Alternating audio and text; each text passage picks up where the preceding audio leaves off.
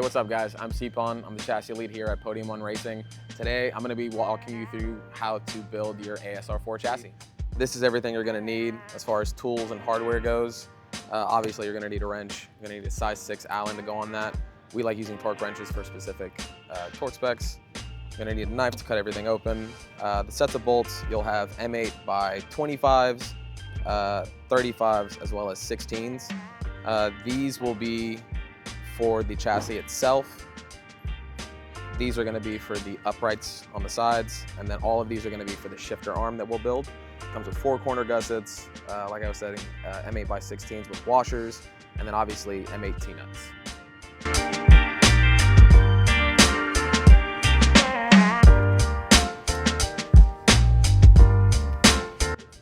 So as far as unboxing goes, this is all that's gonna come with it. Go ahead and cut everything open for you. Definitely helps if you've got a set of sawhorses to put everything on. We like to cut down the channel here, just because you'll feel it. That way you don't cut any of the extruded that's in here. You can just follow that all the way. That way everything's still nice and purty. All the way to here, same thing, down the channel.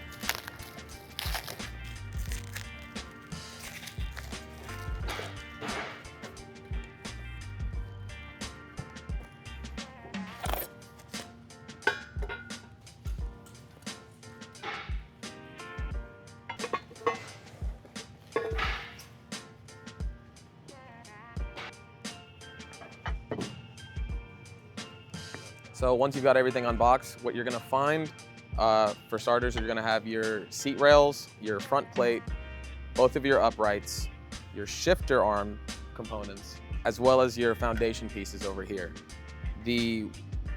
On ASR4s, what you're gonna find, one of the foundation pieces, as well as the shifter arms, are gonna look identical in length. The main difference, what you're gonna be looking for, are the threaded versus non-threaded. Shifter arm, non-threaded. The other two will combine the foundation pieces together. The way that this will set up, where you know which end's the back, which end's the front, you're gonna look for are these slots on the back. So you'll set them up as so. So once you've got everything lined up, try to leave one side flat so it doesn't move around too much. You'll grab your M8 by 25s, you're gonna need 4, as well as your M8 by 35s, you're also gonna need 4 of those. Grab your handy dandy ratchet, head on over here. So what I like to do is take the Allen by itself for now. It's a lot easier to do by hand.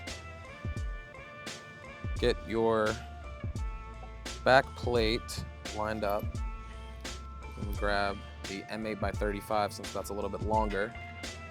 Feed that through. Of course, you can see on the other side as well.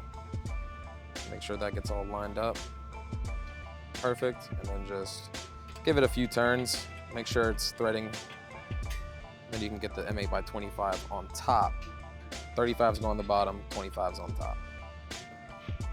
Once I've got a decent amount of threads, then I'll grab my ratchet. For the extruded pieces going into another extruded piece, we always try to set this to 25 foot-pounds. You don't want to go anything over, because then you'll start stripping. So we're at the right torque spec. Do the rest of that really quick. Make sure that's nice and tight. Then you go in. Wait to hear that magic click. There it is. And then you're gonna wanna do the same for the middle foundational piece as well. Flat face, always facing the exteriors. You want the channels to be facing inwards. So just like the back piece, I try to do this by hand just because it's a lot easier to thread. So I know that's good. I'm just checking in the gap here. that everything is lining up. Just do the same all the way.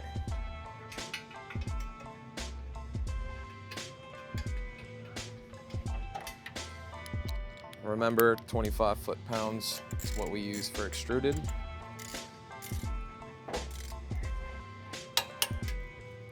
And then it's the same thing on the other side.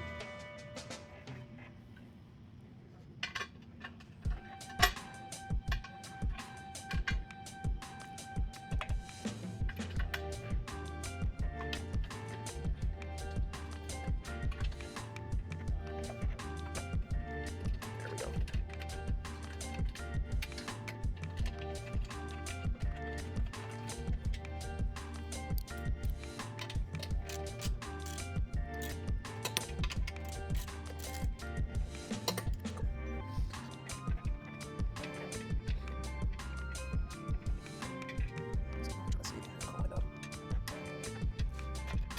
So once you've got the foundation, next step is the uprights. So you can grab one, bring it over to here, set them down. Grab your other fellow over here, do the same, just get them prepped. Now, there's a number of ways you can do this. I've got a little tip, a little trick, make your life a lot easier. So you're gonna grab all of your M8x35s, as well as a T-nut for each one. Gonna come over here to the chassis. Instead of going the other way, do this a little bit backwards. It's actually a lot easier. So we get the M8s through these slots on both sides. What you're gonna wanna do is grab one of your T-nuts, for example, push on the back end of the bolt. Just get a few threads. 1 or 2 is more than enough.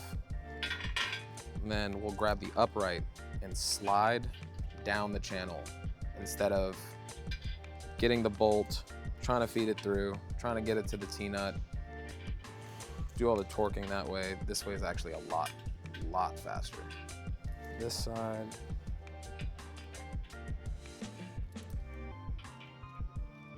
Now, if you're using sawhorses like we are, I definitely recommend moving a sawhorse or just the chassis to where the uprights will be sitting here. So in this case, I'll just pick this guy up, slide him on down, and I'll show you why here in a second. That way, when I grab my upright, I use my fingers just to push down on the bolts on the backside to keep these steady, and literally slide the upright right through.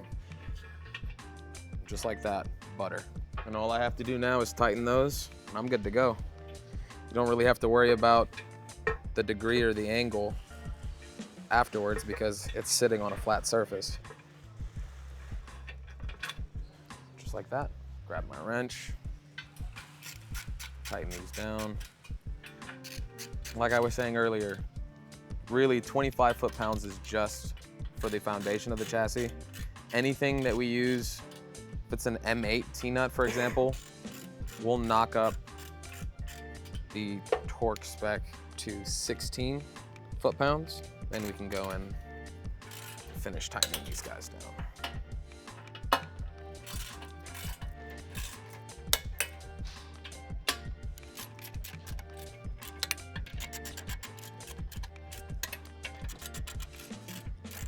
And for the last step for the chassis, you're not gonna really need the seat sliders and the front plate till the very end of the build.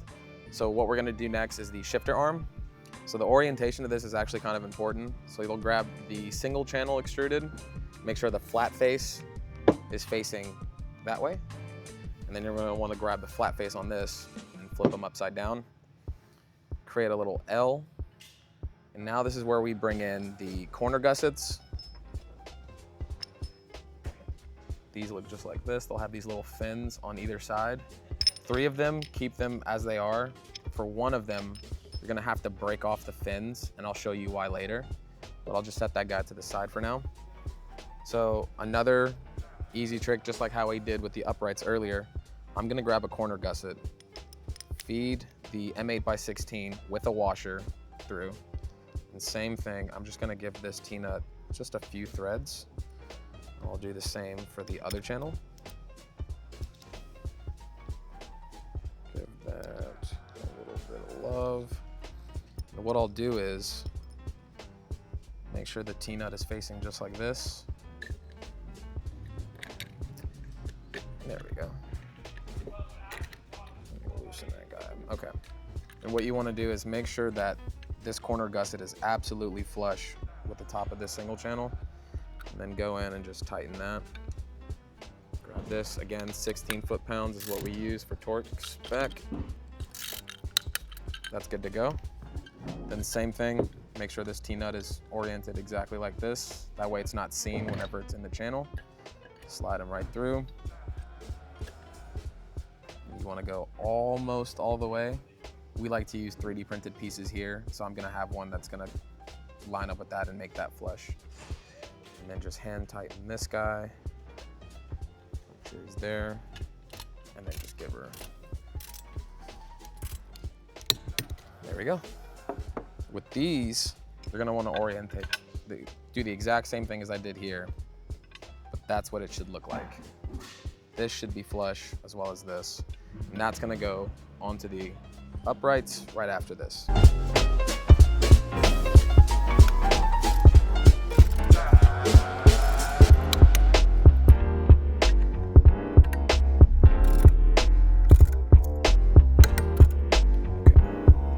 So once you're done, it should look something like this. And then as far as that last corner gusset piece, the reason why we left that alone is you want to orientate it to where the flat face is facing you. Grab your corner gusset, and you're only going to want to use one right now, one side of it. Make sure it's the side with the fins. Same little corner gusset and T-nut trick. Get that guy through here. Get him just in the middle somewhere and just give him a few little threads. We'll use him here in a second. So once you've got it back to the chassis, grab one of your T-nuts, place them somewhere about here in the middle of this first section. You'll use it here in a second. And then same thing with that last M8x16. We'll use that for this corner gusset here. This is why we broke the fins off, so that it would sit flush whenever it's on the actual chassis. So what we're gonna do is grab your T-nut, make sure it's oriented a certain way. You can use one finger just to hold it in place. Get to the top of the upright, slide her down. Same thing with this guy. Sometimes it might need a little shimmy here and there. There we go. Be very careful not to put too much pressure leaning towards the upright. You'll have some scratches there. Just a nice little smooth shimmy. And then you're gonna wanna go down until the bottom of the shifter arm is absolutely flush with the bottom of the chassis. Once you've gotten there, take a look at your shifter arm on the side right here. Make sure there's no gaps at all. And then from there, just tighten her down. And again, 16 foot-pounds for M8 T-nuts is what we typically do. Once those guys are in place,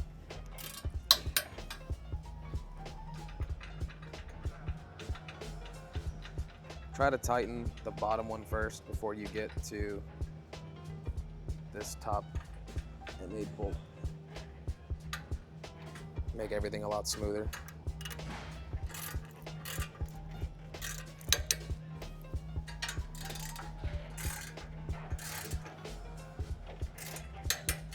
Cool. And for the last step, we're gonna put the seat sliders on as well as the front plate. Super simple. You're gonna grab both of these guys, bring them over here. What you're gonna wanna be looking for, flat face, always exterior. So this is gonna be facing the outside. And you're gonna be looking for the bigger hole. That's what the bolt is gonna feed through to get bolted to the chassis. So you're just gonna wanna orientate these guys exactly how you need them. Grab your hardware, which would be your M8x35s and your M8 T-nuts. Grab these guys, bring them over here. Feed the T-nut.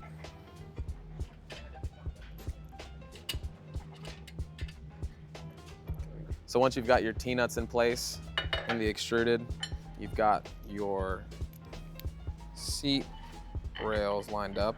Just gonna take the Allen, get them lined up. Look down the hole, make sure it's lined up like that. That's perfect. Give it a little tug, make sure it's got some threads. We're good. And then as far as placement, that really just depends on what seat you're getting. So, I mean, if it's a Recaro, if it's saw belt, if it's a Titan XL, if it's a GT3, you're gonna need a specific distance from the chassis. So just keep that in mind whenever you're making your build. Just go in, get a few threads in, make sure they're catching. So what you're keeping this loose for on either side is just to make sure that they're able to move freely. And then once you've got them to the exact distance you need, all you have to do is just go and give it a good hand tighten right where you want. And then again, M8 T-nuts, so 16 foot-pounds is typically what we would knock these down to. Last but not least, front plate. For these, what we use are M8 by 12 bolts. These specifically need a size 5 Allen, so I went ahead and swapped that around really quick. Gonna bring this over. Super simple, super easy. Take one of your bolts, feed it through the front, and you'll notice 4 of the threaded ports right here. Just go in, give it just a little bit of a hand tighten. Once I've got all 4 actually threaded, even if it's just a few, then I'll go in with my ratchet. And since these are still M8s, I'm still gonna give this 16 foot-pounds of torque. And that's all there is to it. This is a completed rig. If you have any questions at all, if you need any help, feel free to drop a comment down below, shoot us an email, shoot us a text. If you want any extra parts, peripherals, wheelbases, pedals, you can find all of that at podiumonracing.com. Let us know if you need anything.